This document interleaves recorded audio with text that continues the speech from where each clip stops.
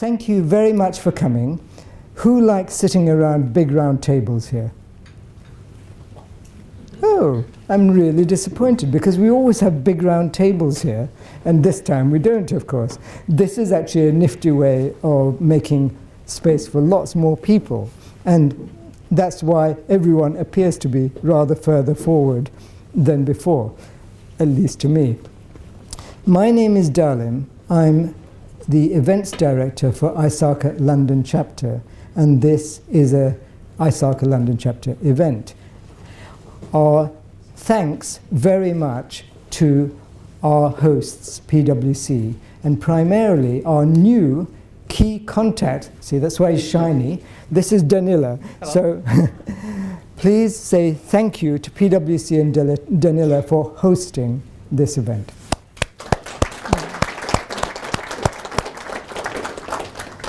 Okay, well, Danila has done some coordination with PwC people as well. So we have 3 super PwC speakers, and they will be here for your entertainment, engagement, and exclamations of delight as we go through. So we're really packing in the value, because you will have seen that we have 2 PwC speakers, but I guess, you know, it's one of those places where PwC speakers like to be. So we've got 3 now. So thank you very much to the PwC speakers who are waiting in the wings. Let me go through the intro, and in this I'll introduce you to some of my many ISACA London chapter director colleagues who are here. We have about 5 of us here to help you enjoy this event. This is the event schedule, and what I want to just skip through very quickly is that there's 25 minutes allocated for introduction and chapter news, because we actually have quite a lot of that this time. Then the main event, which is the speakers, not only Chris and Jill, whose names you saw before, but also Lawrence. So that's fantastic. The topics are very broadly illustrated here on the slide. There's a lot of very interesting content coming up. Then at 8 o'clock, closing remarks, and we go through to some information about the next meetings and so on, and then to networking with food and drink outside, followed by the end of the evening 1 hour later. Now, I'm not aware of any fire alarm practice or whatever during this evening. Is anybody else? No? Okay, I was looking for reassurance at the PwC people here, but I'll look to everybody and I'll say, I'm not aware of any practice. So if we hear bells, first of all, make sure it's not imagination, of course, but then head for the exits. I'll be leading the way there. And the exits that we can use are either at that end of the building, past the reception, or at this end of the building, which is the opposite direction to reception. There are doors there, and I think fire doors are part of the mechanism in both cases. They used to be when I worked here anyway. So hopefully we won't have any of that. We'll just have a great event. Fine. All right, let's go through to the initial information. If you're an ISACA London chapter member, you may have received something in the post. Did you receive a little envelope? Who did? What's post? You will later see this man pinioned to a post. It's a little stamp. No, okay, that's great. I was really impressed, because in terms of what we do for ISACA London chapter, we, the directors and the apprentices, there are 24 of us altogether at the moment, do a lot of things on a voluntary basis. What we do includes things which, of course, are for our own learning, our own education, enjoyment, and so on. But we also try to add value. Our chapter presidents usually lead the way in this. And the man who's image is very poorly scanned by me on this slide, was called Roger Southgate. And he, as you'll have seen, died. Wow, a couple of years ago. It's really hard to believe. Roger was a lovely man. He was not only president of ISACA London chapter, he did things at national level and at international level.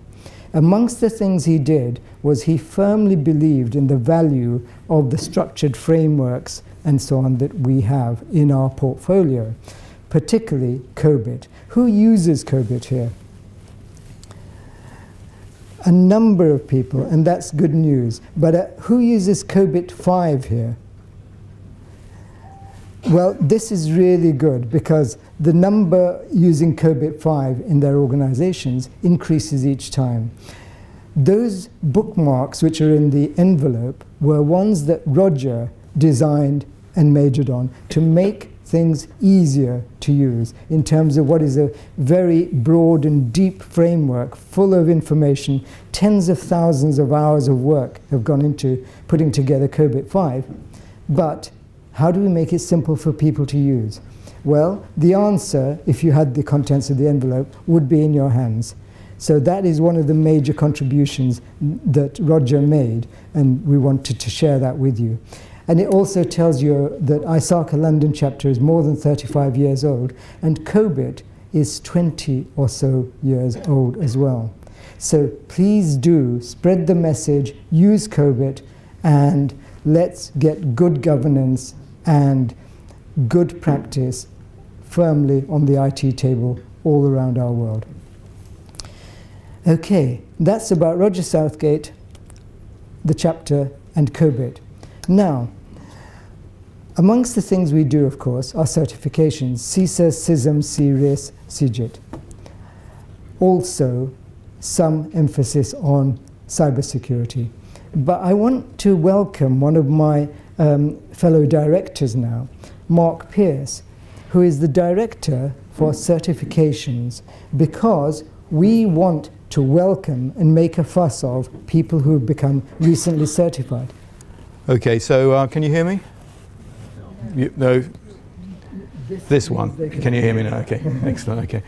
Okay, so apologies that even though in the last quarter of 2017 we have lists of ISACA London members that became certified. That's not past the exam. That's actually they go the step further to actually then get certified. So to provide the adequate experience to justify their application. So I've got a long list of names here. I'm not going to go through them, but there's anyone in the room that was certified? The 30 people got certified as CISM during the last quarter. Anyone in the room? Do you want to stand up? There's one. Just only one? I've got okay, there should have been half a dozen here today, but two. Oh, okay. Could I ask everyone to? Three. Okay, excellent. Apart from, could I ask everyone to applaud their success?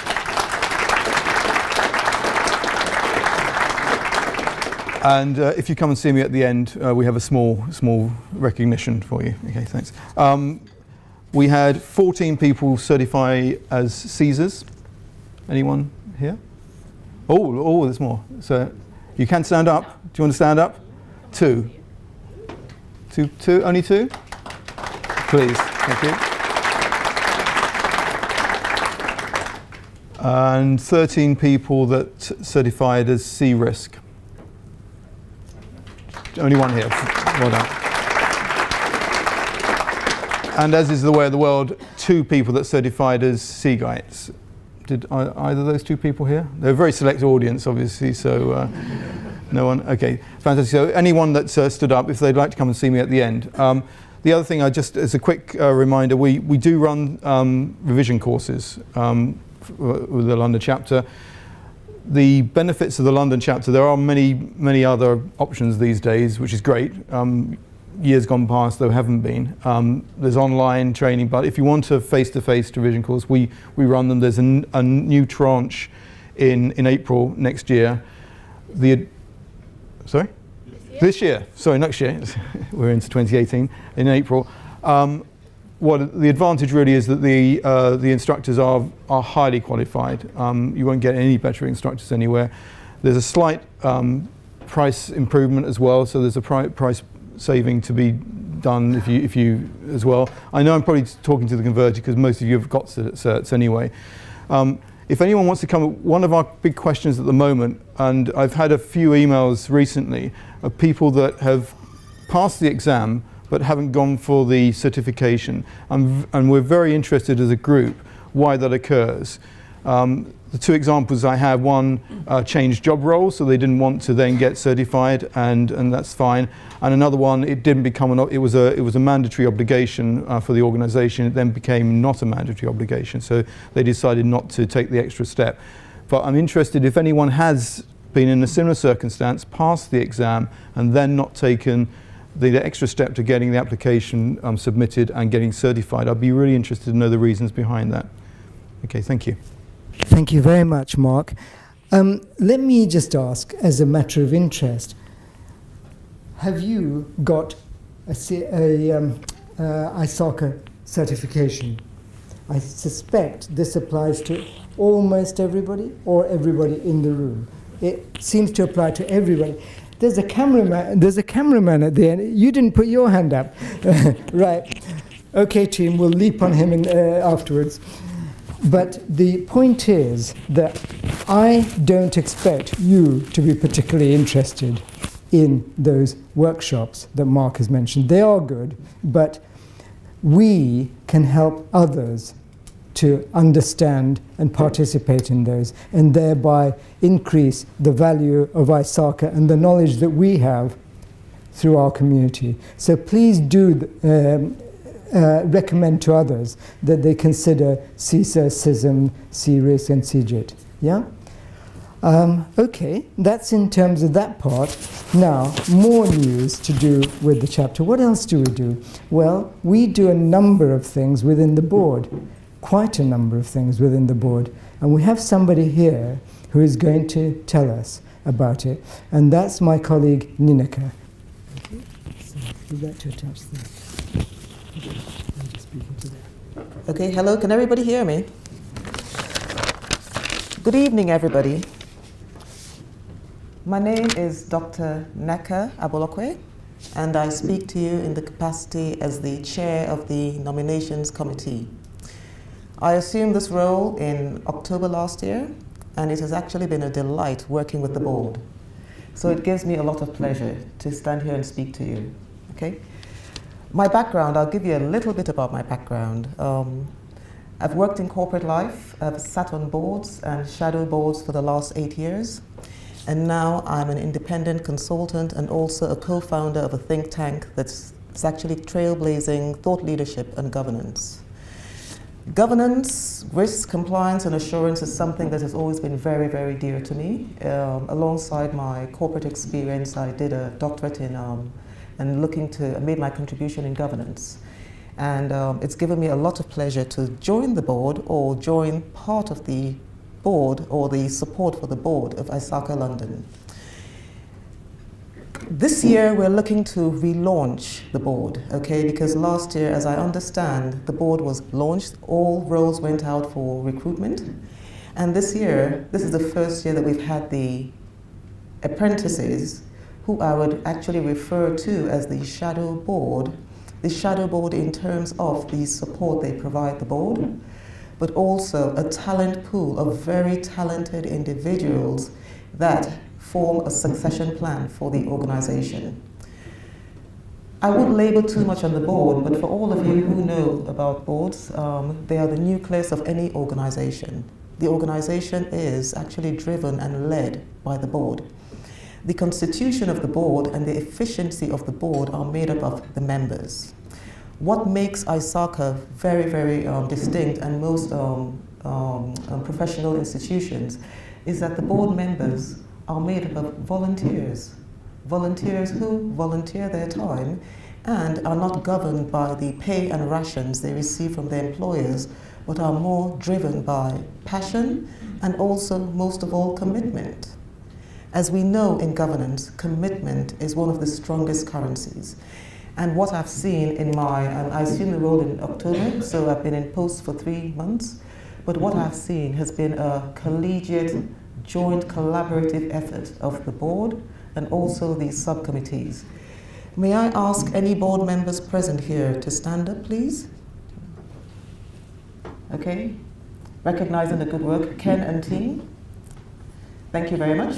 Thank you. Okay. May I ask for any apprentices here present today to stand up? Thank you. Okay, we have 2 over there. Thank you very much. Thank you. Okay. And last but most importantly, or importantly as well, may I recognize the members of the nominations committee, of which I am the chair. Cal? Ken? Yeah? Okay, thank you. Thank you very much. Okay. So, I've just given you a brief background of the board and also the board members and how I became involved in the board. Now, it is important for the board to fire on all cylinders and be as efficient as it can be for us to have a representation of the diverse mix of membership we have in ISACA London. Volunteers make voluntary work is pretty much 90% of what we do, but the 10% there is in the efficiency of how we run the chapter in London. In terms of the nominations timetable, this is, in effect, this meeting today kickstarts the launch process. The launch process will run until the AGM in May, sometime around May, but I would like to stress the point that the process, as we refresh the board, as board members and apprentices real life happens and things may happen in life and they may need to leave the board, we will look to continue refreshing the resource pool. Refreshing the resource pool not only keeps us at the leading edge, but also engages more of the membership, ensures that we have a fresh pool of ideas and ensures that we have the talent pool upon which to look for these people who will constitute basically the brain box of ISACA London. So I would urge most of you, or all of you who feel you are qualified, to please continue to look out for the communications that will be sent out and then look to participate. And active participation, as you know, in governance is everything. As we progress and as we become more globalized, we're finding that governance, especially within IT, is front and center of our businesses. It's at the strategic level as well as the operational level. And if you look at most organizations, most multinational organizations, you find that amongst their top 3 strategic as well as operational risks, you will find either cybersecurity or cyber threat, which is something that we do and something that we are front and center of. I've just talked about the timetable. So the communication will go out on the 15th of this month, so middle of January. We're looking to send out the communications for all the vacancies, the vacancies we have available for the time being. And also the nominations will close at the end of February.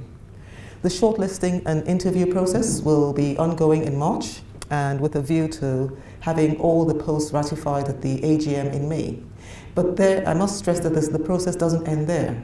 Because as I said before, real life happens. We have people who may want to step down from the board for whatever personal or professional reasons, given that the board, the membership of the board is time bound in terms of it does need time commitment. So in order for us to be as effective and efficient as we can be, we're looking for people who are not just committed, but who have the time and the bandwidth to commit towards taking this role forward. So I would say that I'm around you've seen some of the nomination committee members around and also the board members. When we have the networking event at the end of the evening, please feel free to speak to myself, to speak to any of my colleagues, and just to get an insight into what it entails to become a member of the board, but not just a member of the board, an effective and efficient member of the board. I will now hand over to Darlene. And thank you for your time. Thank you very much, Darlene. Okay, thank you very much, Ninika. Chris, would you like to come? Great. Okay, that was the ISACA bit, as it were. Now, I'm going to hand over the microphone to Chris of PwC. Who is Chris of PwC? He will introduce himself and also colleagues. Thank you very much. Thank you. Right, well, good evening, everyone, and welcome to PwC here in Moore, London. My name is Chris Oxborough, and I'm a partner here at PwC, and I lead what we do around emerging technology. I'm going to be joined this evening by Jill Williams, who's one of my fellow partners who leads our technology audit practice, and Lawrence Egglesfield, who is one of my directors who also works in our emerging technology practice. So, I actually don't like the term emerging technology because unfortunately, when I say unfortunately, I graduated in 1991, so it's quite a few years ago, and I actually did artificial intelligence as part of my degree. So actually to call things like AI and some of the other stuff that we talk about emerging, I think is wrong. I think it's more disruptive because, I mean, I programmed a very simple AI tool on a BBC Micro. For those of you who are probably below 40, that basically had 28K of memory and was very slow. I think the real difference is now this technology is available in the cloud. You can buy or you can load AI tools from places like TensorFlow from AWS. And these tools now are available to people in your business who can actually stand up AI tools and RPA tools without going anywhere near your IT functions. And therefore, actually, from a governance perspective, the real risk is that these tools are pervasive in our businesses and we don't necessarily know what's going on. So the concept of shadow IT has been around for some time. The difference is now that these tools are so powerful and so endemic across your businesses that actually we need to understand what these tools are, how they're being used, but more importantly, how do we put the right governance around them to ensure that we don't create problems for our businesses. So what we're going to do today is we're going to spend a little bit of time talking about some of the emerging technology that's out there, and we'll then take two of those in particular and go a bit deeper. So we'll talk about artificial intelligence, and we'll also go into robotics as well. And then Jill's going to actually think about the implications for us as governance professionals, particularly with an internal audit spin about it. So, every year PwC does a global survey of CEOs, and we release it just in time for Davos. So this is the 2017 one, and I've seen the 2018 one, which is just coming out. But what we see is CEOs are very afraid about the speed of technology change. So 70% of CEOs ranked technological change as one of the biggest areas that they were concerned about. And overall, it was the fourth largest area that came out of the list. And actually, when you link that to availability of key skills, which is also critical around IT, you actually see that these two areas are really important on CEOs' minds. To the point that was made a bit earlier, actually, this year's results, which have come out, actually put cybersecurity right at the top of the areas of concern, which is not unsurprising, bearing in mind what's happened in the last few years. But that's still down to the speed of change. And therefore, this is why this is such a really hot topic for CEOs. And I know when I go and talk to C-level executives, what's on their mind is, how am I going to use robotics in my business? How am I going to use AI? Are we actually using AI already and I don't know about it? And that's probably what they're most afraid of, that people are investing time and money in developing tools that they don't understand. But of course, we shouldn't be afraid of these things. Businesses are going to utilise these types of tools for a number of reasons. We've picked out the four, I guess, real reasons why companies use them. The first is really around improving efficiency, effectiveness and performance. So quite often you can look at robotics, you can probably take out a reasonable amount of headcount out of your business by using robotics to replace pretty mundane activities where people are taking information from somewhere, doing some sort of transformation with it and then putting it somewhere else. I mean, that's a task which people don't enjoy. So actually, people are using these tools to take away those type of mundane tasks and actually then allowing the workforce to do more value-added activities as well. Of course, they're going to use these types of tools as well to gain competitive advantage and market share. So the area that you'll see most prevalent around AI is things like customer analytics, customer profiling.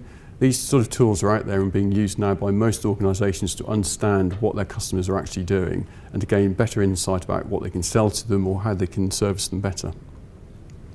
And of course that then links to the third one, which is really becoming more customer-centric, making sure that you as a business are actually thinking about your customer needs and concentrating on that rather than spending time on internal processes. And of course, linked to the comment around cyber attacks and data leakage as well, these tools are actually very good at helping you to secure data. So I've seen some leading edge organisations using AI tools in their SOCs to actually allow them to identify threats quicker than they could do with using traditional manual approaches, and then actually doing case triage using these tools so that the people can focus on actually fixing the problems rather than trying to identify where all the data is. So about 2 or 3 years ago, across the globe, we looked at effectively what was the emerging tech universe, and you'll see there's probably about 20 or 30 things up there. And from that, we decided actually that there was just too much for a firm like us to actually think about in terms of solving the problem. So we actually narrowed that down to 8 of key emerging technologies which we think, or disruptive technologies, that we think will really impact businesses over the next 2 to 3 years. And from my own personal perspective, dealing with the clients which I deal with, which are mainly what I'd say commercial clients, so outside of government and public sector. In reality, what we're seeing is clients are really looking at robotics, artificial intelligence, blockchain, and also the Internet of Things as technologies they're utilising to drive change in the business. And of course, what becomes really interesting is when you start to link aspects like IoT with AI, and then you're getting real-time data feeds coming off maybe aircraft, off ships, and then you're applying artificial intelligence to that to actually say, right, what decision do I need to take off the back of that? And that's where we're starting to see clients really move to. So individually, these all create risk, but when you put them together, the risk is exponentially larger. So what I should have said is we'd like to take questions as we go through, otherwise it could be quite a long time on our feet. So are there any questions before I start probing a little bit more into the AI aspects? I can ask most people, sorry. AR and VR, what does that mean in PwC terms? Okay, so AR is augmented reality, and VR being virtual reality. Thank you. So, I mean, we see clients using AR, but not a huge amount of it at the moment. So, for example, some clients in logistics use it to actually allow them to be able to identify the next package to pick. And quite often it's used in training areas. For example, we know that Boeing use it when they're training people to build wings. For example, they can sit there with the AR on and actually work out how to do it. Okay. Any other questions? No? Okay. So at PwC, we really think that AI is critical to innovation, but we actually think that AI has to be deployed responsibly. And we'll talk a little bit more about that as we go through. So in reality, what we see is there are probably 3 classes of AI AI use cases. That's AI that can sense. So, and this is things like natural language processing. So things like Siri, for example, is a good example of natural language processing. Machine vision as well. I was reading about a startup that's using effectively standard CCTV cameras with machine vision to actually be able to identify people as they come in and out of buildings. So that rather than having to scan in and out, they can just use effectively facial imprints to do that. And of course, we've all been taken somewhere we shouldn't be by our car sat navs. And that's obviously one example of AI where it actually tries to work out what it thinks is the quickest route. I have to admit, having a BMW, I think they need to invest just a little bit more in their sat nav because it doesn't take me the quickest route most of the time. We then move on to more around AI that can think. And this is really, I guess, more around advanced analytics, because this is really where we see where people are using a lot of data and they then link that to algorithms to do things like planning and scheduling. So here at PwC, for example, we're trialling some AI tools that will actually allow us to plan and schedule our audit work much more efficiently and ensure we reduce the amount of downtime that people have sitting on the bench waiting for the next job to come along. And then that goes right down to machine learning and deep learning. Now deep learning is where you have neural networks of neural networks, which I'm not going to go into because I'd have to break out my university degree again, and that was, like I said, 25 years ago, and I've forgotten most of it. But this is where it gets really complex, but also really difficult to prove what these things are doing. Because you've got networks of networks making decisions, and it's very difficult to actually unpick that and understand how you come to a decision off the back of that. And when we get into deep learning, this is where the concept of the black box around AI really comes in, and we'll pick that up later on.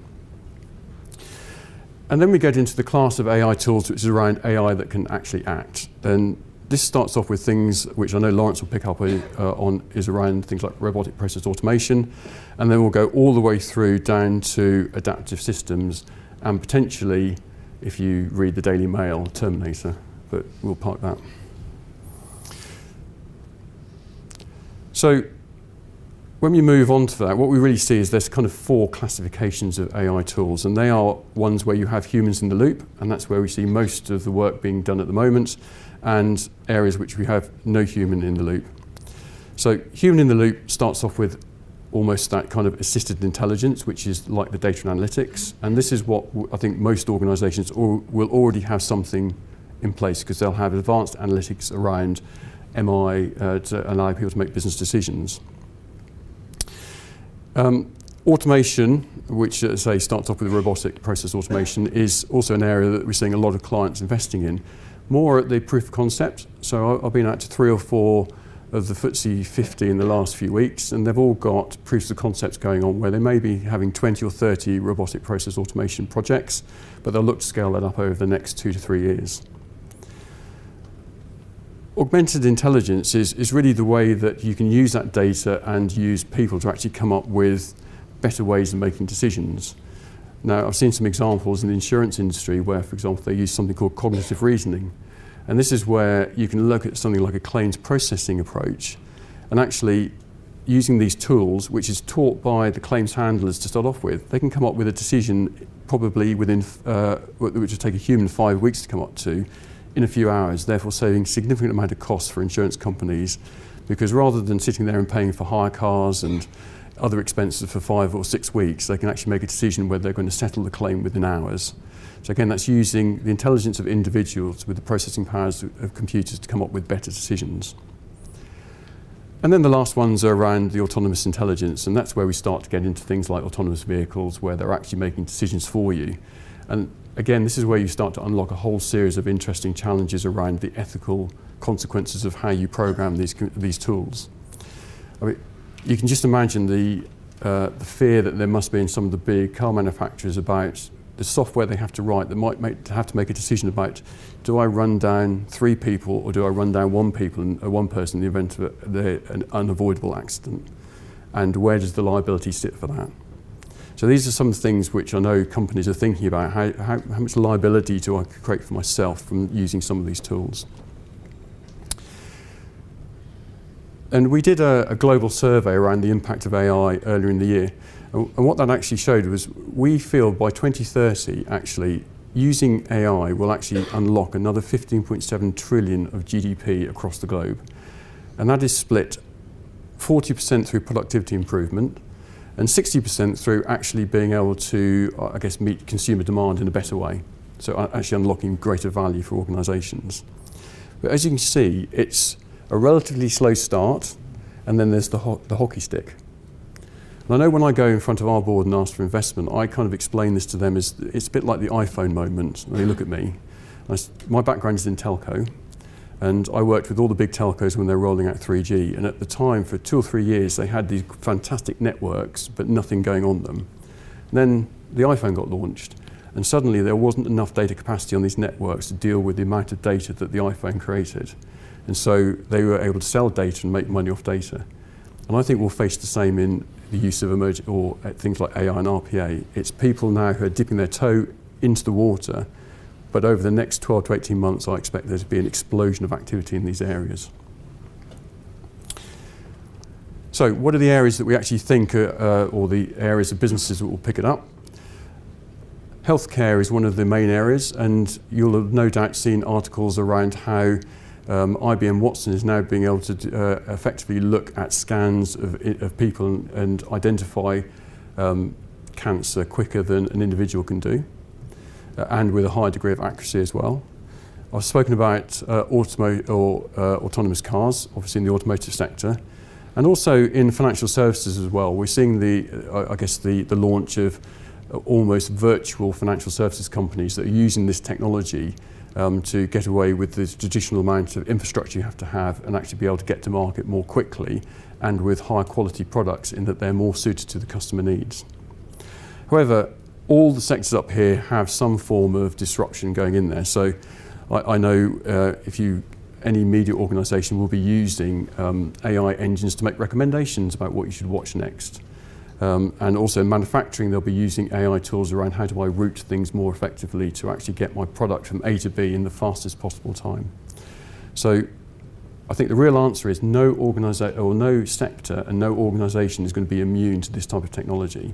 So we all need to be aware about the impact it's going to have on our businesses as we move forward. And that's equally the same for us at PwC. We are already using these tools to think about how we take or improve the quality of what we do and take time and effort out of the cost of what we do as well. However, there are an awful lot of risks to this type of technology. And I might use a few examples for this as I go through, and apologies to the companies who will no doubt be recorded and played later. So, bias prone. The biggest issue with these tools is getting sufficient amount of data to actually ensure that you don't instill biases into your responses. And also making sure that people don't put their own biases into the tools as they develop them. Now, the one which I always find is quite an amusing example of this is somebody decided it would be a really good idea to judge a talent or a beauty competition using an AI tool. Now, I think most of us would sit there going, this is only going to go one way, and that's badly. And that's exactly what happened, because, of course, the people trained it using data based on what they thought were beautiful people.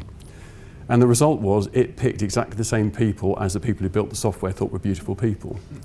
So that's a really great example of how bias, unintended bias, can be built into these tools based on the amount of training data you've got available, or just the biases of the people who are actually building the tool itself. And just imagine if your organisations you worked for built something that unintentionally disadvantages individuals or your customers, and the impact that could have on your reputation. You know, you can think about almost any organisation, and you could easily see how you could disenfranchise classes of customers. And bearing in mind, I saw in the press today that the government is thinking about making it easier to launch class actions here in the UK. You could see how you could actually create real unintentional problems for your businesses using these types of tools. The next thing, and I spoke a bit about the black boxes, these tools are actually really difficult to explain how they come to the answer. In most of the trials they do, where people trial these tools out, they actually find that the answer that a human would come up with is different to the answer that the machine would come up with.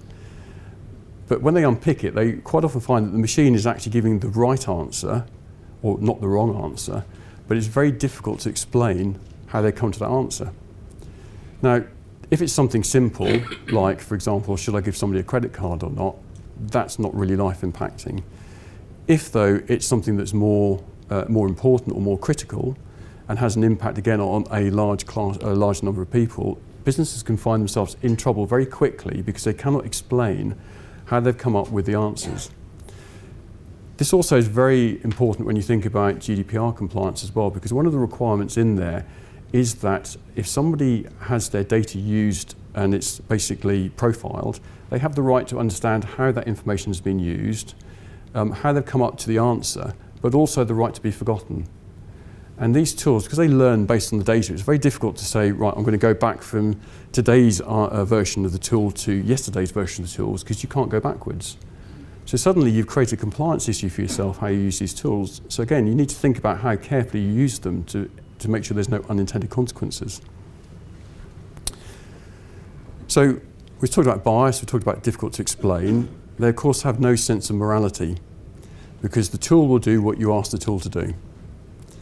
So the question that people need to think about is, what is the level of, I guess, morality we as an organisation are willing to actually, either put aside or build into these tools to make sure that we make decisions which don't go beyond our corporate moral compass. And that is actually very difficult to define, and probably more difficult to define because the difference from what your board will say compared to the technologists who are playing this technology, there could be quite a big difference in between the two. And what we see when we talk to executives is they have no idea how their technologists are building these tools. So they don't understand how they can actually build in things like a sense of morality to make sure that they're making decisions which the board would be comfortable to support. And then we get to the last one, which is societal disregard. Now, I could paint an extreme picture where as a country and as a Western Hemisphere, we have outsourced an awful lot of what we do to places like India and Manila, and we could use robotic process automation and artificial intelligence to bring all of that back into this country. Now, what would that do to those countries who've basically built their economies around using these tools? Is that something which businesses should worry about? You know, if we decided to bring work back on shore, should we worry about the impact of that? Now, of course, we would do, because we're a global network of firms. But will all organisations think about that?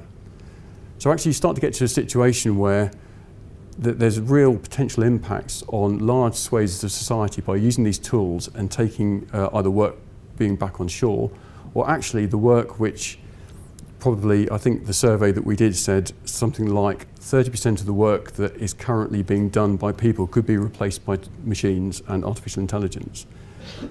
Now, hopefully that means that we create a new 30% of work that these people do, but actually it could also mean that we end up creating unemployment amongst a whole swathe of people where there are no alternative jobs available for them.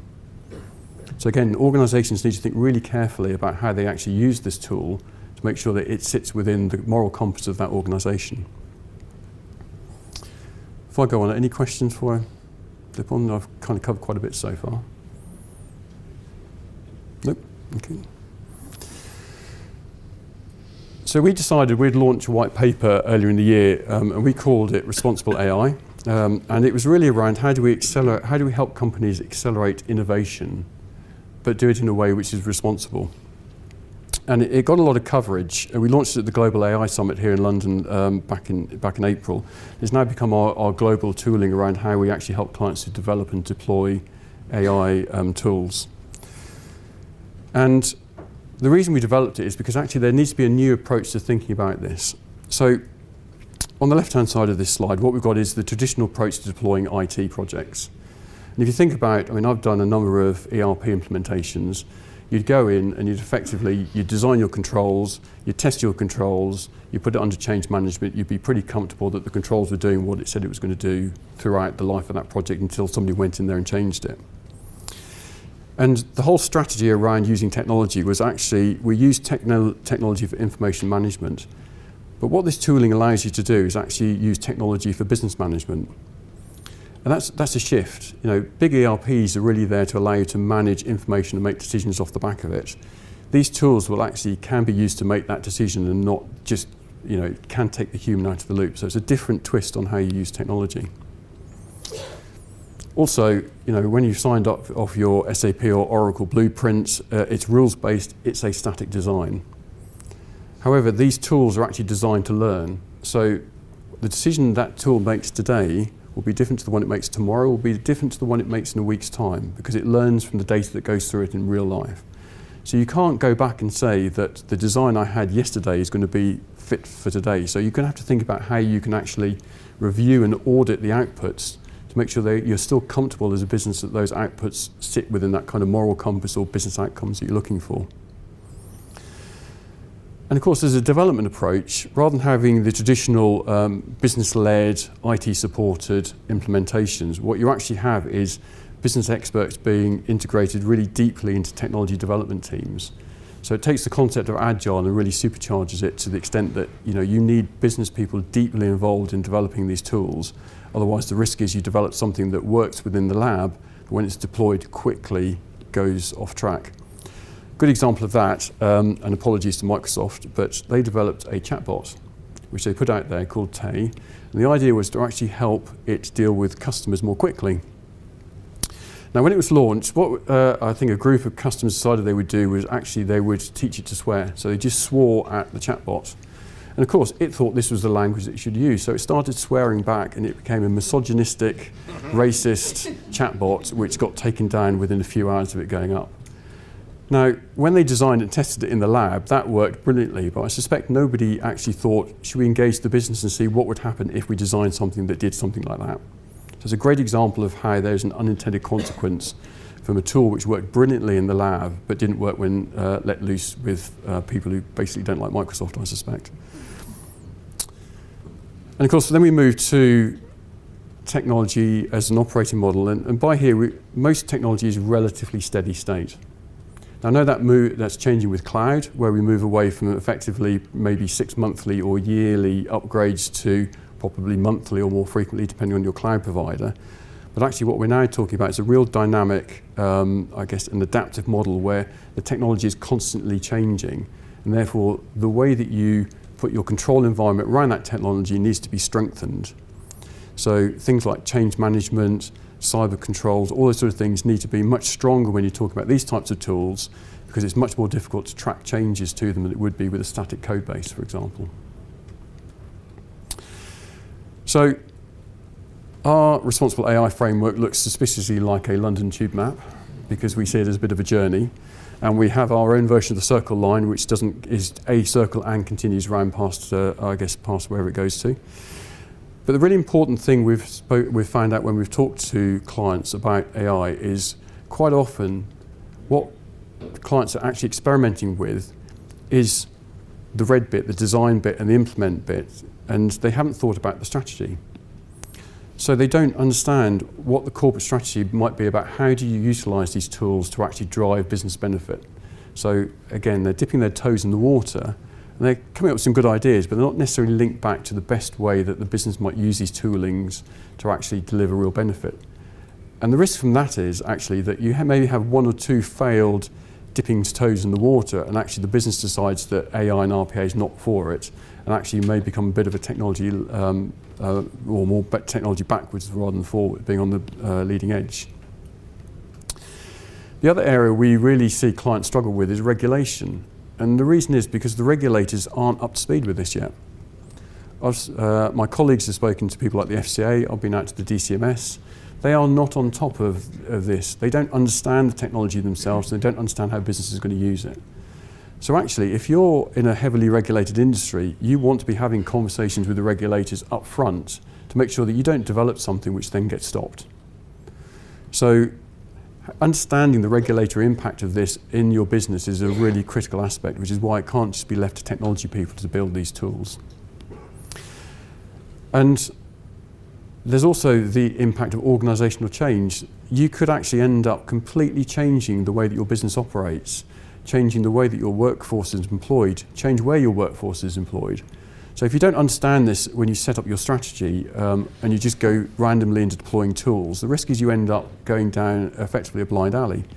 Now I know an organisation, I won't name them, who have spent probably the last 2 years deploying robots into their processes, and they've created a huge amount of organisational savings for them. But because there was no roadmap, they're now stuck with a bunch of robots and they don't know what the next step's going to be. So they're getting value for a small amount of time, but not the long-term value they could have had if they'd created the right roadmap and effectively driven it as part of a longer-term strategy. And then we get into the usual pieces around program governance and vendor selection. And vendor selection is really important because most of these toolings are provided by small businesses. So Lawrence will talk about some of the RPA tools a little bit. The leading RPA provider had a turnover in the first half of last year of £10 million. That's the leading provider of these tools. Now you imagine, would you, in a big organisation, bet the farm on a company that's so small that you don't know whether it's going to be taken over by somebody or it could fail? Because these aren't cash generative at the moment. They are eating venture capital at the moment. So again, making sure you select the right product for the long term is really important and something which we see clients really struggle with. Then once you've actually set your strategy and you've got the right tools, you then go into the happy path of designing it and implementing it. And what we see clients, again, struggling with is how do I get the right level of data? Because I actually need training data, I need verification data, and then I need testing data. And you can't use the same data sets for all three because you need different quantities of data to go through to make sure that you're not building bias in. Because if I use my training data for my testing, then guess what? It's going to give me the same answer. So actually getting the volume of data to prove that these tools are operating effectively is really difficult, and clients really struggle with this. And so one of the challenges that we always say to them before people kick off these programs is, can you find the right amount of data in your organisation? Can you buy the right level of data? Do you need to partner with somebody to get that data set so you can actually prove that these tools are working effectively? And of course, it's really important you build the right control frameworks into these as well. I know Lawrence will pick up a little bit around control frameworks within RPA, but if you don't have the right controls, it's very easy to deploy tools which, for example, don't have the right level of change management processes in place. I know one of the RPA tools, if you deploy their management dashboard, it allows you to change, if you can change one tool, you can change any tool. So how do you avoid the unintentional change to a robot that's doing something that you didn't mean to change and you don't spot it in time before it does something which is not good for the business? So anyway, once you've gone through the design, you then move into the traditional stage of implementing it, which is business readiness and deployment. And then you get into the operating and monitoring side of things. And again, this is where really the controls that you have in place, you need to be absolutely certain these controls are operating. So, I mean, we've spoken about cyber a couple of times. With these tools, it's really difficult to know if somebody's gone in and changed something because they're changing by themselves. So you can't use the traditional things of static code bases and checking to see if something's changed. So actually your cyber controls around, or your cyber prevention controls, detection controls, won't necessarily operate as well as they would do on a static code base. We talked about data quality as well in terms of testing, but again, you need to be monitoring the data that's coming out of these tools to make sure the quality is not drifting. Because it's quite easy for small variations in the coding to create a data drift, which means that the inputs and the outputs are no longer what you expect. And you also need to audit the outcomes as well, because you need to be sure that as you move further down, when it's been live for 2 months or 4 months, that actually the outcomes it's producing are still within the comfort levels that you as a business are comfortable to accept. So we see the operating and monitoring bit as really critical. So it's not a case of allowing technology people to build these tools, chuck them over the fence and hope they get operated effectively, or business people to build these tools and chuck them over the fence and hope they get operated effectively. The operation controls need to be monitored and ensure they're really up to scratch. So I think the things I'd like you to take away from this, and there's probably 5 of them, or 6, hopefully we're not going to get 6, there's no Terminator with any luck. I think the first is, before organisations really embark on AI in anger, they need to have a really clear strategy so they understand where they're going to use it, what they're comfortable using it for, and where they're not comfortable using it. And that last one is as important as saying where you're comfortable to use it. The second one is, as you design these tools, make sure you're transparent so that people understand the processes you've gone through and you can explain to your stakeholders, whether they're internal stakeholders or external stakeholders like regulators, how you've designed this tool and how the tool is going to be used. It's also important that you build your AI organisation in advance. When I say that, this is about not just having 2 or 3 people playing with it, but actually building, most people call it a garage. Apparently if you don't have a garage, you're not at the leading edge of technology these days. But actually having the right level of people available who can understand these tools and can build these tools in a way that effectively provides you that transparency. The data and data management is key. So do not underestimate the need for clean data, high volumes of data, and also the ability to manage your data. Now I know through many ERP implementations that data cleansing, data management, both pre-go live and post-go live is an absolute nightmare. So most organisations struggle with this, so it's something which organisations really need to think about before they move into AI. And lastly, if only my eyesight was a bit better, you do need to integrate assurance within your operating model. And that's assurance over the build process, but also post-go live as well. So we've talked about responsible AI here. The next series of tooling we're going to build is explainable AI, which will actually take black boxes and decompose them so you can actually see how the outcomes are being built and how the outcomes are being or capable of being audited with a small a. And that's really important because going back to transparency, you need to be transparent about design. You also need to be able to prove how the tooling is coming up with the answers it's coming up to, just in case the inevitable happens. So I'm going to finish there, if there are no more questions. I'm going to pass on to Lawrence, who's going to take you through retaining control over robotics. Good evening, everybody.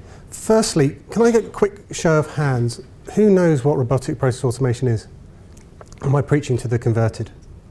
Okay, so repeat the question. who knows what robotic process automation is? RPA? A few. Okay, so that's good, because that means at least I'm going to explain something you might not know about yet. So my name's Lawrence Egglesfield, so I'm a director, as Chris flagged in his technology risk practice. One of my key focus areas is robotic process automation, a new and growing and really, from my perspective, a really exciting area with its own pitfalls, its own challenges. So I'm going to explain to you a bit about what it is, some reasons why you should be interested as a group about it, and some of the things we should be thinking about as we start to, as organisations increasingly start to deploy robotic process automation. So, what is it? Well, robotic process automation is not a replacement for your existing IT platforms.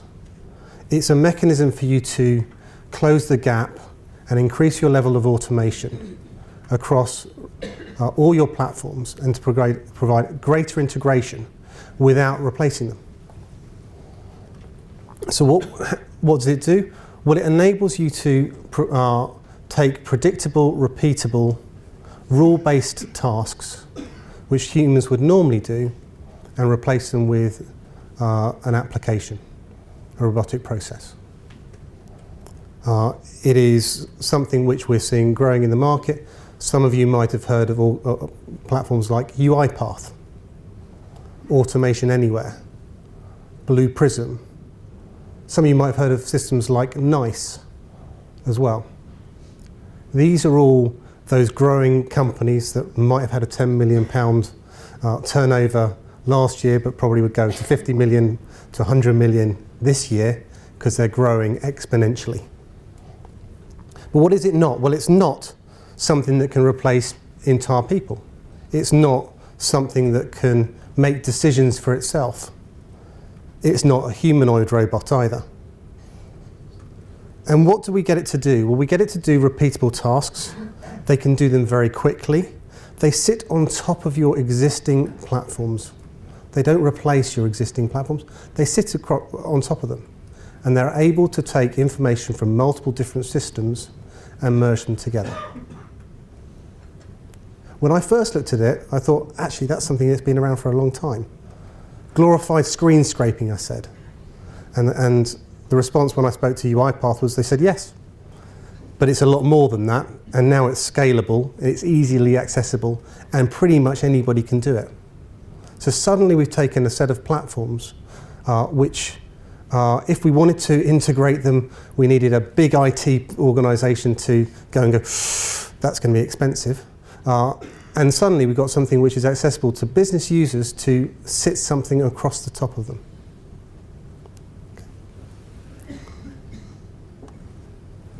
And this is an area that's rapidly evolving. It's part of a curve. Chris has already talked to you about AI. And actually, when he talked about AI, quite often he delved back into the world of RPA. And the reason why we do that traditionally is because we start thinking about these two areas and they're very closely linked. They're closely linked because one of them provides automation across a process, and the other one enables that automation to start to think. The AI enables that process to be able to start to think. The RPA provides a repeatable automation. So when I talked about glorified screen scraping, well, that's actually in its origins, those macros and scripts we talk about there. We then talked about business process automation. How can we provide a mechanism to help organisations take their very complicated processes and break them down into tasks, which could be manual tasks, they could be automated tasks. A number of organisations in the financial services sector use Pegasystems for a long period of time. That's how they manage to speed up things like check processing. In the telecom space, organisations started to use these business process automation platforms to enable you to port more quickly between different providers, because they enabled them to break down individual business processes into their individual tasks. Some of them they'd automate, others that would be manual. And now we're into the world of robotic process automation, where an individual business process can be split down into its individual parts but automated end to end. So effectively, you'll manage it's being processed very quickly and seamlessly without necessarily any human intervention. But we're going to move beyond that very quickly. So whilst I'll focus on RPA today, I want to talk a little bit about where the future takes us. Intelligent process automation. I was with a client 2 weeks ago where they talked about how they were using RPA, but they were integrating with a QR code reader to start interpreting information they were receiving in different formats.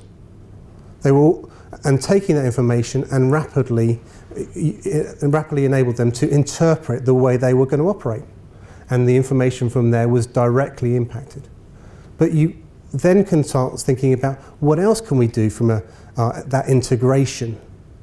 And Chris talked about AI being able to see things, and we talked about natural language processing and machine vision and different mechanisms of getting inputs of data. Well, inputting that data, having those as input points into what is a repeatable, predictable process.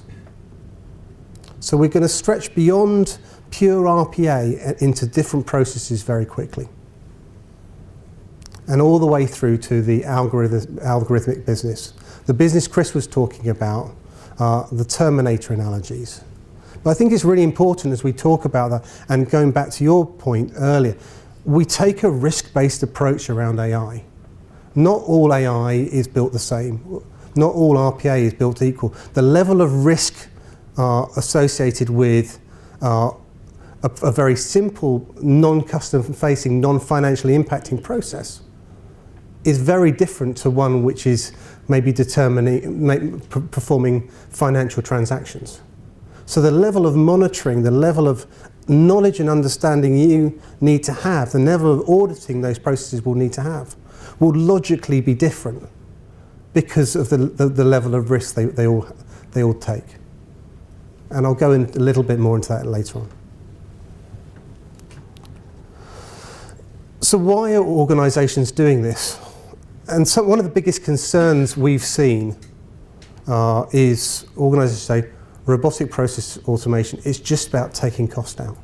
It's just about reducing headcount. Well, there's a big problem with that. Actually, when you look at all these processes, there are very few of them which is you've got one dedicated person who's just doing that process. So if you automate one process, you're not getting rid of an individual person's role, you're actually getting rid of a subset of this person's role and a subset of this person's role. So the numbers don't really stack up from that perspective. Therefore, organisations and the vendors bluntly have had to say, well, let's look at this differently. What is the real value around automating some of these processes? And I've got a few here. Revenue enhancement. How can you, the benefit of RPA is it enables you to do processes quicker, which naturally improves customer satisfaction. We've seen that through the decades of increased integration of systems. The more and more we've seen organisations look to speed up transactions. Where there are legacy complex applications in place, that's quite hard. This enables you to do it. Consequently, increases customer satisfaction. Speed to value. When we look at RPA, we're talking about a set of applications that can be rapidly deployed. A great strength in terms of you being able to quickly deploy and get something working, but also, in some ways, a bit of a challenge because you need to make sure you've thought it through correctly. The benefit here is if we start thinking about deploying large-scale IT systems, the cost is big, the time to deploy is long, and consequently, the speed to value is a lot slower. Scalability. One of the biggest challenges around macros and screenscaping in the past was they weren't really scalable. You couldn't do them at volume. This is something which as a technology is very scalable. Organisations are now deploying and running 400 robots and quite happily. They're now talking about how can they run them in the thousands and thousands. I was at the UiPath conference recently, and they were talking about how that is perfect within their performance testing, they were able to deploy and run and test their processes at scale and deploy them in the cloud as well. The area around quality and compliance, we're talking about a set of things which do repeatable transactions consistently. The error rates should be very low because the predictability of the processes and the way you've deployed it. There are challenges I'll talk about later on, but that's a real benefit. This is the next one for me is the killer one though. It's about your people. If you're able to deploy robotic processes and take away the mundane activities, the predictable, the repeatable, the nonsensical activities that people need to do, you open and free up their time to enable them to do the value add, the complex, the difficult things, bluntly, the interesting things of our jobs. Some people like doing that stuff. Potentially. You know, they've done it for a career. They like being a milkman. So there will be people like that, but as businesses we've generally seen, and the experience we've seen from the clients we've spoken to, actually that is something that they found very interesting, and frees them and freeing. So I take your point, but for organisations want to have people who are passionate about their work, think about how, and able to think on their feet and do the things which are value add to you as an organisation. I don't want to steal your show, but there's lots of philosophers that say that what makes people happy most of all is not working. People don't want intellectually challenging days. They want to enjoy themselves. We will talk philosophy afterwards, I suspect. But anyway. But there is a cost reduction component, let's be clear. There is a benefit in terms of something which can operate 24/7 and takes cost out of your business.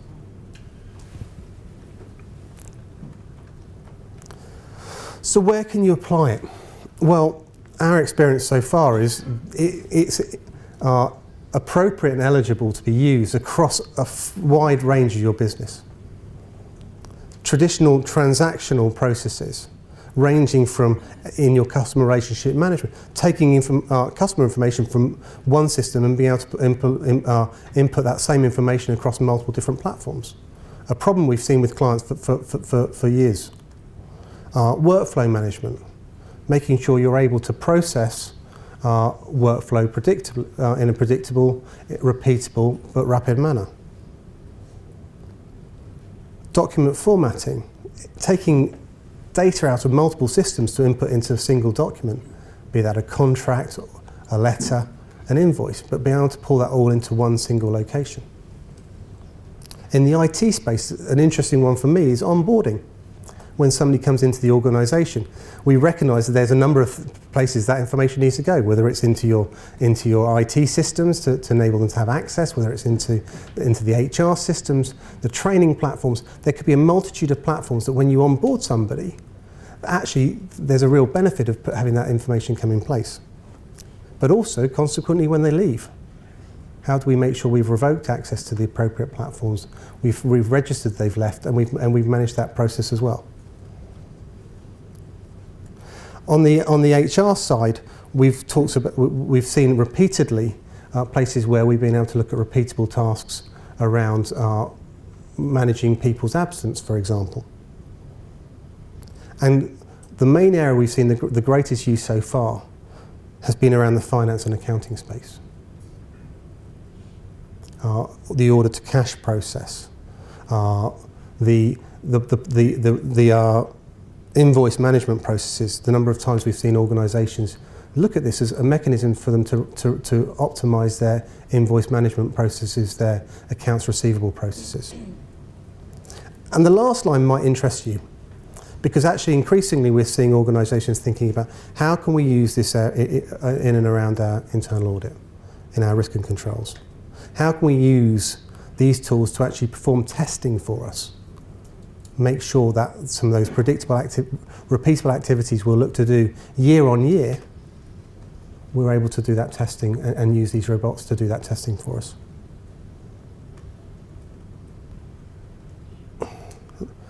So, funny enough, large corporations have actually struggled to operationalise some of the things, not dissimilar to the point you're just raising, and I'll cover that one.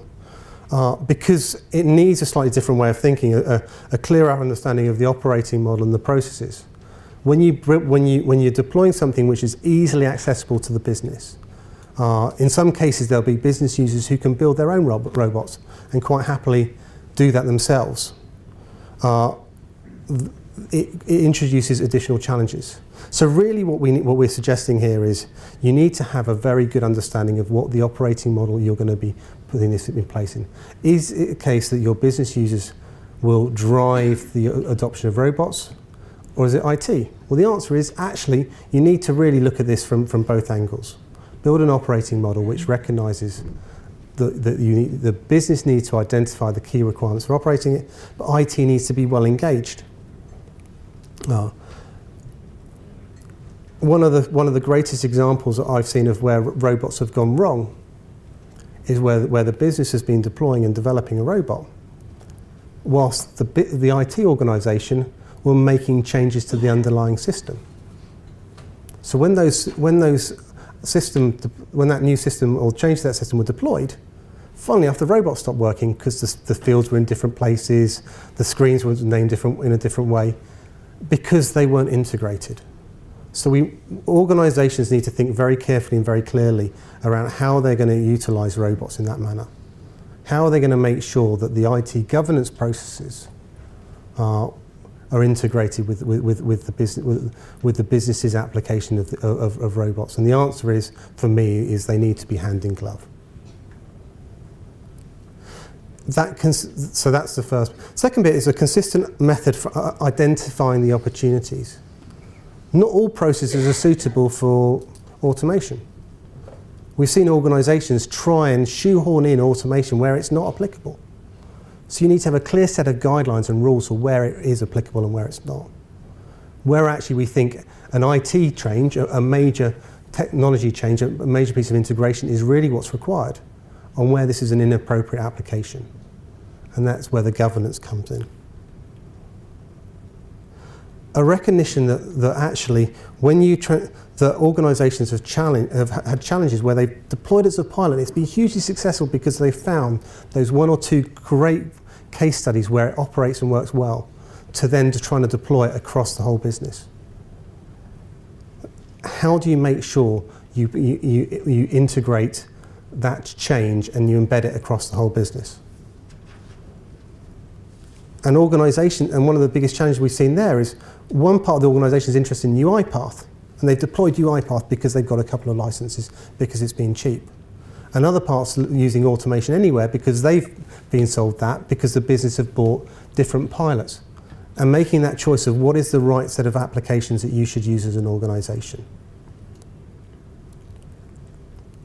And the last bit, I suppose, for me here is recognising this is that this is there for the long term. That's not to say that robots will replace, are not necessarily tactical fixes in some cases. We learned UiPath recently have signed up with Oracle to enable them to provide automation over new, not just legacy, but new ERP and financial platforms to provide an extra level of integration and automation. So recognising that this is there for the long term as well. So what have we done? Well, as an organisation, we've talked about building we've built effectively a risk and control framework where we've looked at all those different risk areas, which includes the philosophical risks, the social risks, includes the functional challenges you might have. And within that real recognition that you need to have controlled automation. If you think about it, every time an organisation will build a robotic process, it's replacing a human process. Now, if I said to you that when we spoke to one organisation recently, they said, we've built these robotic processes, and because they transcended one person's job and the next person's job, we gave them system administrator access. Would that concern you? We need to think about these robotic processes like human processes. We need to give those processes access but acts as if they're an individual user. We need to maintain those segregations of duty. It might be that person A runs a business, runs an RPA process, a business process, as one user, and person B runs the next bit as a second user, because we want to maintain that segregation of duty. We don't want to break our controls. We need our so that functional risk is very important, how we maintain that. Our operational risks, how do we make sure the example I gave you around the changes to the technology environment don't impact the process, the use of RPA, and vice versa. That whole change management in risks around how do we make sure we're integrated between the business and technology, but also how we make sure we manage that change. The executive risk, the philosophical risk, the social risk, the fear that actually if I build RPA, is that going to put a load of people out of jobs? And if it then goes wrong, are we blaming technology for something going wrong in the business? And that whole area of technical risk. How do we how do we maintain our confidence that the underlying technology, because it's still a software, operates effectively? Okay. Any thoughts on that? Have I answered your question, or do you want me to go back to it? Yeah, I mean, the fact you were saying that there's a risk that the infrastructure, the underlying platform will change as long as the local strategic program stays to reduce complexity and duplication of what they're trying to do. This is what I was trying to say, is that because that's, to me, that's the right solution, is to simplify things, not just bolt things on top, to take out tedious tasks. Should be saying why the tedious tasks in the first place, what's wrong with our system integration, and we need to pull out something on a spreadsheet and then stick it into this system. Don't automate it, just get rid of that with an integrated solution. And I think a lot of the time, yeah, I think it's absolutely right. And I think sometimes we're in a situation where an organisation isn't able to do that in the short term, or even in the medium term. It sits within their roadmap. Yeah. Yeah. Okay. So I want to just leave you with a couple of points before I pass you across to Jill. One of which is, as I said, robots shouldn't be made equal, and they shouldn't be, and the risk associated with them isn't necessarily equal. So you need to think about what the appropriate level of control is, and understanding that level of control for each robot. We need to think about the compliance angle. I didn't really cover that in a lot of detail, but making sure that we're confident that we can demonstrate that a robotic process is operated in a compliant manner. Where we had manual controls in place or manual mechanisms for demonstrating compliance, they might be replaced by automated processes. We need to think about who's in charge, so the whole bit about the segregations of duty and how do we manage those, but also how do we make decisions on what robots should be in place and which ones shouldn't. And I'll finish on just the last one. Is there a backup plan? Now, increasingly we see scenarios where organisations become hamstrung by a system failure. A system goes down, they become hamstrung. It's in the press. There's a day where you can't get cash out of a cash machine, or suddenly you can't get access to your account online. It becomes press. Well, the more and more we automate processes, the more and more we take humans out of those processes, the greater the reliance we have on technology. We need to know what our backup plan is, and how do we make sure we maintain resilience, and we've thought through, if those things go wrong, how do we deal with it? Okay, I've probably gone over a bit, so I will pass you across to Jill. Thank you. So this is either going to be good news or bad news. I think it's good news that this is probably the least technical section, but some people may want a bit more technology. So I'm going to talk about the implications of what Chris and Lawrence have said on internal audit, and what internal audit functions might need to think about. Now, whilst I appreciate that not all of you are in internal audit, it may well be that you can easily transfer this to your roles as governance professionals in controls functions or in compliance functions, okay? So I don't need to introduce myself because it's already been said, so I look after technology audit for PwC. I think what Chris and Lawrence have both made very clear is that this is a risky business. But if you look at the different slides that we've got up here, we're not actually talking about new, unique risks being associated with this disruptive technology. There are tunes to be played on the risks associated with implementing and running these disruptive technologies, but it's not actually introducing whole new categories of risk. But there are three things that are happening. First of all, the pace with which a risk might crystallise and have an impact is likely to be faster with these technologies. The impact of an issue in relation to these technologies is likely to be larger and more pervasive.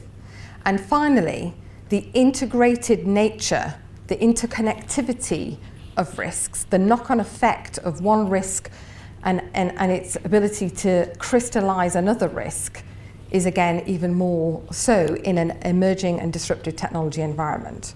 So not necessarily new risks, but new implications of the risks that we're already seeing displayed on the board. You may argue with me, and I'll take questions later. So what I'd like to think about, though, for your organisations where you work, you know, what do you need to be thinking about right now? And that's largely dependent on how progressive your organisations are in the adoption of these emerging and disruptive technologies. So we've defined three distinct, very simple stages. The first stage is where an organisation is thinking about emerging and disruptive technologies. They may be having conversations with suppliers of these technologies. They may be putting forward a proof of concept idea to their board. They may be developing a business case. So that's very clearly an engagement phase. So what you need to think of as governance professionals in that phase is different to where you've got in the final extreme, which is true digitisation and disruption, where the entire operating model of your organisation is fundamentally being changed by emerging technology. So what you have to do there and what you have to think about as governance professionals is absolutely a whole lot more, and you should be more involved than in that early stage in relation to engagement. And the middle section is digitalisation, where certain aspects of the organisation are being progressive in terms of the adoption of these emerging technologies. So it's a bit of a halfway house. It's not full-scale adoption, it's partial adoption. So I guess in summary, I'm saying the speed with which you need to think about what this means for you depends on the speed and the adoption rate of your own organisation. Does that make sense? Good. Well, there's lots of good nodders on this side, not so good nodders on this side. Oh, but we've got eyebrow raising, that'll do. Great. So I'm conscious of time because we've run over a little bit, Lawrence. So I'm probably not going to show all the slides. I'm going to kind of focus on the key things. So I believe, and it's not just my own opinion, I've checked it with other professionals, certainly in internal audit, but also in controls functions, that there are four really big changes afoot for governance and particularly internal audit functions. And these are quite simple. The first thing is, and I really wish I had my glasses, but they're in my handbag at the back, so I may have to go very close to the screen to see what's here, or even walk over there. So the first is that, you know, you will be looking at new scope of work. You will be looking at new technologies, and you will be auditing in a different way. Very straightforward, that. So there will be aspects of what you look at which will be new. The second thing, and I think that, again, for governance professionals, this is really important, new lines of defence will emerge. So as per what Chris and Lawrence have both said, it's really important to get governance baked in to the deployment, design of emerging and disruptive technologies, but it's also important to make sure it's baked in to the business as usual operation of those technologies. So that's going to mean, and I've seen it in some of my clients, you're going to have a robotics governance group potentially. You're going to have a robotics monitoring body. You may have an artificial intelligence governance and monitoring committee even. So these new lines of defence, typically a second line of defence, are going to give internal audit a new integration point, a new party to have discussions with. So I've seen that definitely already in the RPA space, and I've even seen it in relation to drones. So I work with one of the big utilities that's taking forward the use of drones for asset verification. And already they're saying, you know, as a utilities organisation, we're quite heavily regulated. We're part of the critical national infrastructure. We need to have some proper governance and monitoring of what's actually happening around our use of drones and whether or not it's complying with existing and likely future regulation. So that's not an internal audit function, but it's a body that internal audit will start to talk to. The third area, let me just look really close, see what it is. Oh, you will need, sorry, better glasses. You will need different skills and capabilities.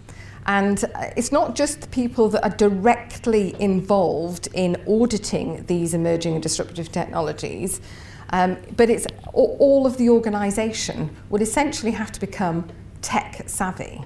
And actually, I was presenting to one of our senior governance boards recently and explaining that it's not just technology auditors that need to become tech savvy, but all auditors need to become tech savvy. All controls professionals need to become tech savvy. And I might add that there was a slight intake of breath and, oh my God, what does that mean? Is there a training course for that? And then we sort of calmed them down and said, look, we have it all in hand. So it means that all people need to get more aware of what's going on, but particularly those who are going to audit or monitor or review are definitely going to have to think hard about their skills and capabilities. And to the points that Chris and Lawrence have both said, you know, this will actually, some of the capabilities are adopting new methodologies, because with a more dynamic use of technology, so algorithms and cognitive thinking technologies, it's not the same as auditing an accounts payable process within SAP. You know, the code isn't static, the data isn't easily bounded. These are dynamic processes where you can't lift the lid and sort of look into the brain of what's happened in a cognitive reasoning process very easily. So it's going to require new methodologies for you when you're actually looking at auditing or reviewing some of these technology areas. And the final area is, I think I can vaguely read this, is this presents a fantastic opportunity for governance professionals as well to use these emerging technologies in their own work. And I know that there has been some debate about, is this then saying that all auditors or controls professionals or governance professionals want to have stripped from their work anything that could be classed as mundane? If we've looked at this, and we've particularly looked at what governance and controls folk do, and we've been looking at it in terms of Sarbanes-Oxley and whether or not you could use disruptive technologies to help with some of the SOX processes. And we've concluded that there are three ways, and you'll have seen some of the words before on Lawrence and Chris's slides, three ways in which you could use these technologies for SOX testing. One, you can use it to assist you to do testing. You can use it to automate some, not all, of the testing. And three, you can use it to augment, as in add deeper value to some of your testing. But in all cases, we still see that there's a heavy need for that human being in the loop, particularly in the auditing arena, because of all of the other things that Chris has said about bias and the need for objectivity, and also the ability to evidence what's happened in some of these emerging technologies. So in summary, big implications for internal audit functions going forward and controls functions. So I'll skip through some of the detail, again being focused on change. So if I look at what I think this means for the technology audit folk within an internal audit function, I think we want to reimagine what a technology audit person actually does within an internal audit practice. And I've given a little definition up there, which I stole from a dictionary. But essentially what we're talking about is broadening out from what can be considered traditional technology audit work, such as, and can I just say thank you very much for taking photos, because I noticed that you took lots of photos when Chris and Lawrence were speaking, and I was getting slightly jealous of that. So thank you to the person, and please take some more. So what this means, though, is that we need to broaden the remit of the technology audit professional within internal audit function to look at not just only IT general controls, but absolutely to look at data, to look at cybersecurity, because this data and cybersecurity are heightened in their importance in this emerging technology world. Absolutely, you need to enhance the skills and capabilities to look at programs. So using the responsible AI framework, for example, that Chris talked about as part of program audit work in relation to these emerging technologies. We absolutely need the technology audit folk within internal audit to look at some cloud-based implications, and particularly the suppliers of cloud-based services. Of course, we need them to look at things like third parties, and of course, we need them to look at emerging technology. So whereas I think this is a fantastic opportunity for the enlargement and the further expansion of the importance of technology audit. And I would say that because I lead technology audit in the UK, but I have had it verified by various different people. And coming back to, it's not just the technology audit people within internal audit that need to be savvy, it's generally the entire internal audit function needs to become a tech-savvy auditor or a tech-savvy governance professional. And can I say thank you again for the nodding? You're a very good nodder. Man with the dark hair at the back. Excellent. So what I'm saying is that there is a need for the rise of, not the rise of the robot, but the rise of the tech-savvy auditor. So someone who is naturally curious about the way in which emerging and disruptive technology is being deployed. Someone who wants to understand the risks that these sorts of technologies might introduce. Somebody who is prepared to get involved, who is prepared to get connected with the outside world and learn from others about their experiences. So this tech-savvy auditor is something that we've been talking about quite a lot. And it's actually something that we're rolling out heavily within our own organisation as far as internal audit is concerned. And I think what we're trying to do is encourage governance professionals to spot people who could be their ambassadors for being these tech-savvy auditors, and how to nurture this tech savviness within your organisations. And some of this is just about spotting people that have a natural tendency to, get into this space, a natural curiosity. It's not for everybody. I keep trying to convince my 87-year-old father that he needs to set up a VPN so that he can watch Netflix episodes of Longmire that aren't over here in the UK yet. But he's just not getting it. So it's not for everybody. It's for certain people. And for those people that really love technology, I'm pleased to say that Chris and Lawrence are, two people that absolutely love this space.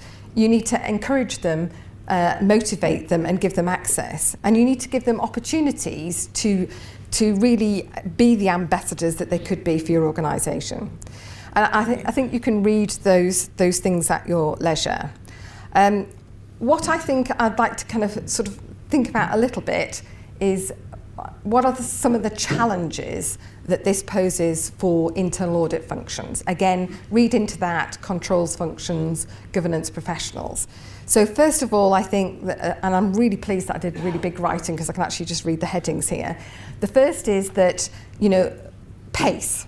So the pace of change, the pace of these rapidly deployed, agile, emerging technologies is so fast that the governance functions need to keep up, and that is going to be a challenge. The second thing is around engagement.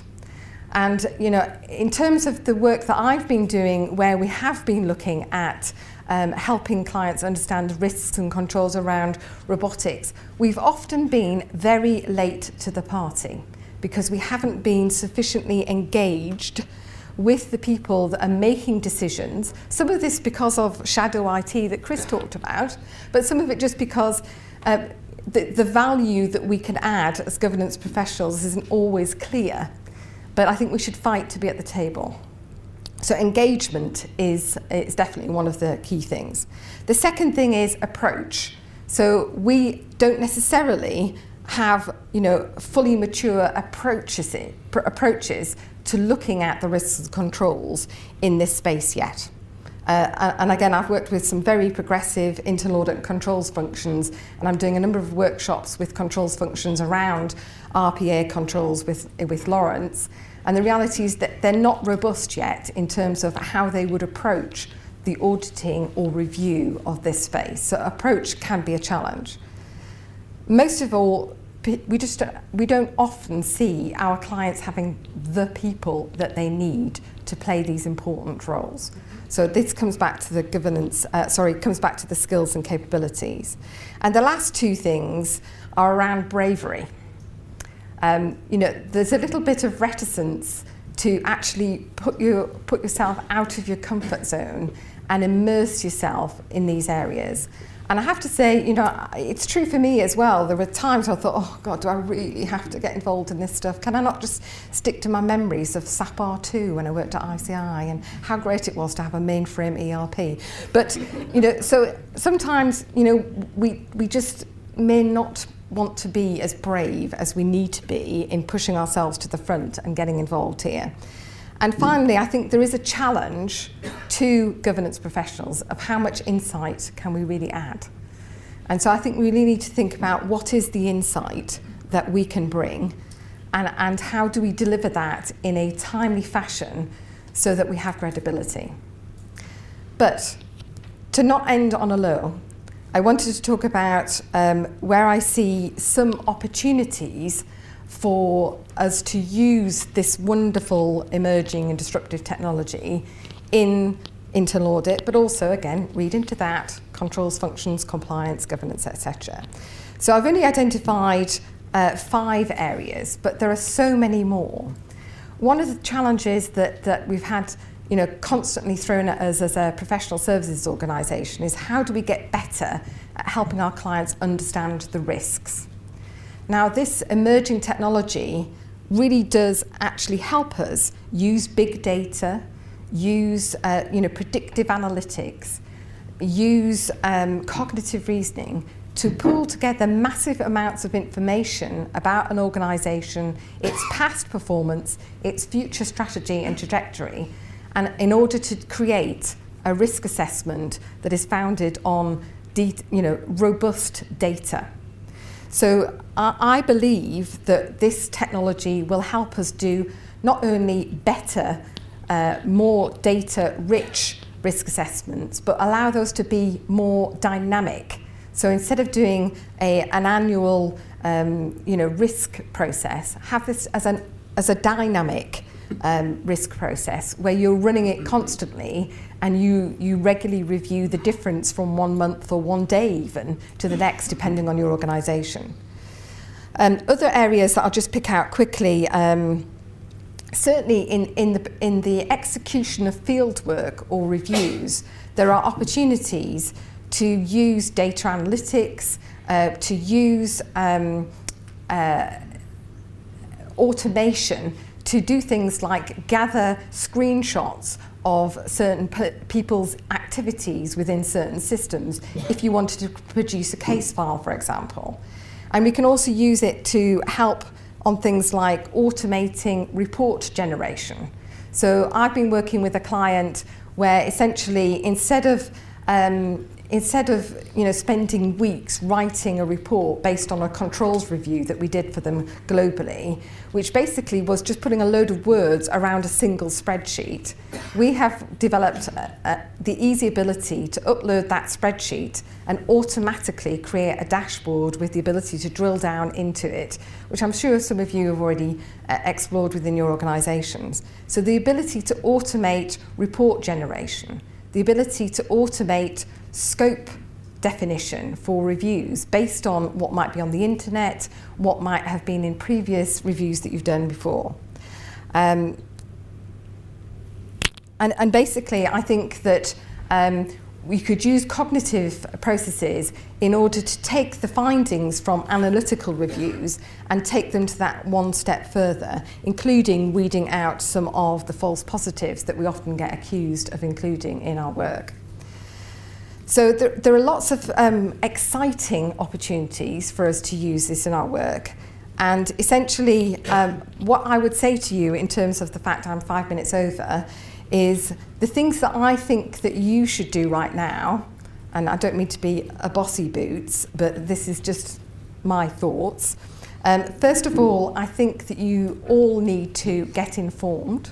And I think some of you will be more informed than others, which is great. And I hope that tonight, and particularly Lawrence and Chris's presentations, have helped you become a little bit better informed about what's going on here. So that's not just getting informed about emerging and disruptive technology, but also what's going on in your organisation. So do a bit of a knowledge trawl to find out what's happening. Second thing is, I would say, get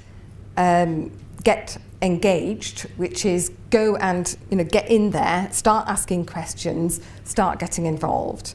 The third thing is get prepared. So think about what the implications are for you and what you do. Will it change your methodology? Do you want to adopt some of these tools yourselves?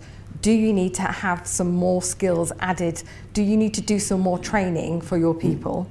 And finally, get going. And that's simply saying, don't delay, be brave, and roll your sleeves up and go forward. So, sorry, my 3 words are energizing, and I've got, I think, an overall yes. Depressing. Anyone find that depressing? Yeah? And how about the third word, which is, oh boy, have we got a lot of work to do. That's not a word, is it? Well, I thought that was really very brave of our PwC colleagues to present that, because to my mind, this opens up a whole new world of SE&M, or MES, you could say, where I think we really have a lot of challenges relating to moral issues, ethical issues, and societal issues. Again, it harps back to what Chris was saying in terms of we're outsourcing all of these things to other countries and so on, other societies, and now we can bring them back. Bingo. We'll be all right. But will they be all right? And is this really the world we want to be heading for? So I think we should think carefully before we head into that MES. But I would like you to join me in thanking our 3 great speakers from PwC, Chris, Lawrence, and George.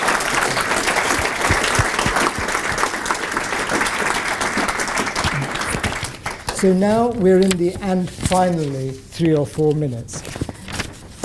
These are the slides I've got. I've got this one, and in here, future events in 2018. It says here February, March, and April events are in preparation. Well, they are. And just to give you the inside track on that, you'll get things through newsletters and so on, but after this one, there are actually 2 events at our BCS partners this month. One of them is on the 17th of January, and that's at Starling Bank, which is a new bank. Why do we do banking the way we do? Shouldn't it be much better? What does better mean? Much more user-friendly. What does that mean? Anyway, after a lot of deliberation, decades I believe, our speaker, Anne Bowden, on the 17th of Jan, decided to set up her own. It's called Starling Bank. The venue is actually in Finsbury Square. I think it's full, but you can try, if you're interested, and register via BCS North London branch. And that's on the 17th of this month. Then on the 25th, we have the managing editor of Computer Weekly, who's going to give us his review of 2017 and his views about what's coming up in 2018. I wonder whether some of the topics we've discussed tonight will come up. I'd be very surprised if they didn't. That's on the 25th of Jan. That too is at BCS in Covent Garden, and that's another BCS North London branch event. Next month, 15th of February, is the date for our next ISACA London chapter meeting. Grant Thornton is the venue, and that again is at Finsbury Square. So I think we're going to do the rounds, if you will, of Finsbury Square. Back to here in March, 12th of March, for another event here at PwC. Then in April, we're going to have an event on the 12th of April at Protivity. Protivity sounds great. Where is it? The Shard. Sounds really exciting. Come on out, as they say, and come to that one. We also have our AGM planned for the 24th of May. And then finally, we have on the 11th of June another event back here at PwC. So I'm glad you've come to this venue because you're going to be seeing quite a lot of it. We hope to see a lot of you as well. If you want to see this and the video and the slides of this, we will be capturing those and putting them onto the ILC website. I'll be doing my part on this in the next few days, and then you'll see it appear via the ILC website in due course. But there are also other things we do as well in terms of what we do for the chapter in our voluntary activities. I'm going to bring up another of my colleagues, Director Ellis, to tell us about it. Oh, sorry, apologies. Mark has done this one already. Let's skip to the next. Those are the dates of the revision workshops for you to tell your colleagues about the workshops they can do. And then over to you, Ellis. I appreciate it. I'll try and keep this very brief indeed. We have, well, tonight it's been great to obviously recognise everyone that had certifications, and obviously from a volunteering perspective it's great, obviously everyone here is on the board, past members, nomination committee and apprentices. It's great to recognise that as well. From my perspective, there is a volunteering opportunity, and it's coming up at SC Congress, which is also on the 15th of February. So first of all, I'd just like to ask, is anyone here actually registered as a volunteer for ISACA generally, or has done volunteering in the past? Nobody? This is a great opportunity, obviously, to find out more about ISACA. It's a great opportunity to learn CPE, but from a more personal point of view, it would be really good to get individuals to get some good feedback, what's on people's thoughts in terms of what ISACA is and what their needs are. So I really appreciate individuals who maybe could commit some time on the 15th. The ask is either to give a minimum of 4 hours, potentially you could give all day. And obviously, as I say, there's the CPs for that. If anyone would like to find out more information about the event, or maybe just how you could volunteer or what other type of opportunities would be available, then please feel free to grab me afterwards. Fantastic. Well, now it really is almost at the end. You've heard a lot about the challenging world ahead of us and the opportunities and so on. All I can say is thank you again to PwC for hosting this event, and I'm going to present you with a challenge now. The challenge of what to do about all that food and drink outside, the opportunity to chat to others about it. Thank you very much for coming. Goodbye.